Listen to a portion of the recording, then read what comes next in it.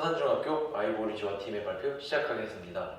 저희의 발표 순서는 탐구 동기, 주제 소개, 실험 과정 설명, 실험 결과 정리, 결론 도출입니다. 저희는 땀에 젖어 색이 변하고 원단이 상한 티셔츠를 입고 있을 때 사람들의 시선이 민망하게 느낀 적이 있습니다. 저희는 이 경험에 대해 대체 왜 그럴까라는 질문을 하다가 어떻게 하면 땀에 의한 의류 변색을 줄 수 있을까라는 질문에 도달하게 되었습니다. 그래서 땀과 흰색 티셔츠 변색의 관계를 4가지 주제로 탐구해 보았습니다.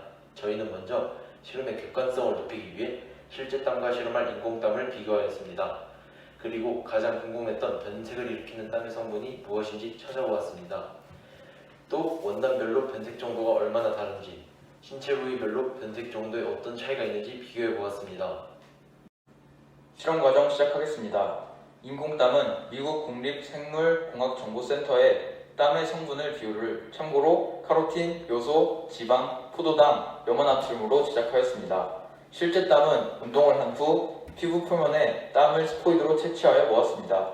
그 후 인공땀과 실제 땀을 면 티셔츠에 3방울씩 떨어뜨리고 말리는 작업을 5회 반복하였습니다.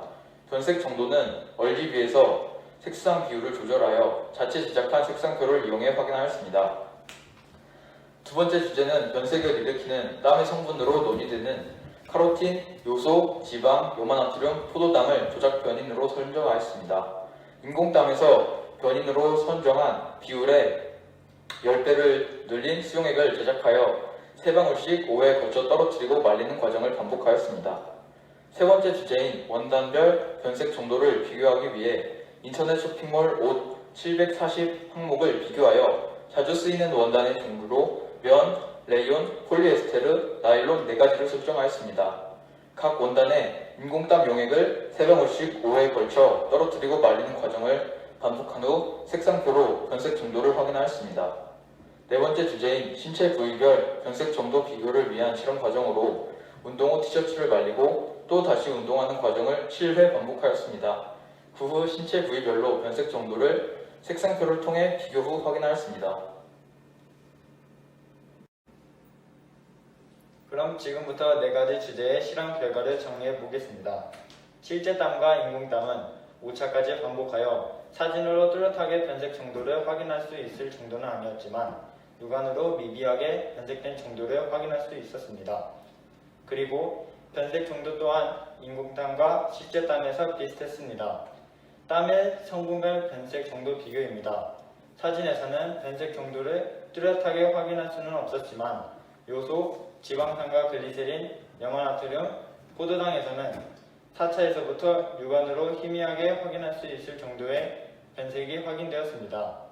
그에 반해 카로틴은 사진으로 확인할 수 있듯이 카로틴에서 1차에서부터 변색이 뚜렷하게 확인되었습니다. 그 다음으로 원단별 변색 정도 비교입니다. 땀 흡수는 레이온이 잘 됐고 폴리에스테르가 그 다음 순이었습니다. 그러나 땀 흡수 정도와 변색 정도의 순서는 일치하지 않았습니다. 레이온과 나일론은 1차에서부터 변색이 관찰되었고 말린 후에는 레이온에서 더 뚜렷한 변색을 관찰할 수 있었습니다.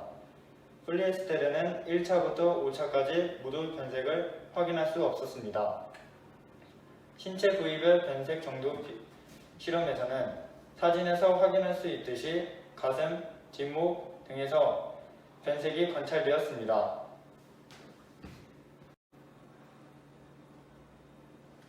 이러한 실험 결과를 토대로 저희는 다음과 같은 결론을 도출할 수 있었습니다. 땀의 성분 중 변색에 가장 큰 영향을 미치는 성분은 카로틴이라는 암적색 색소였습니다.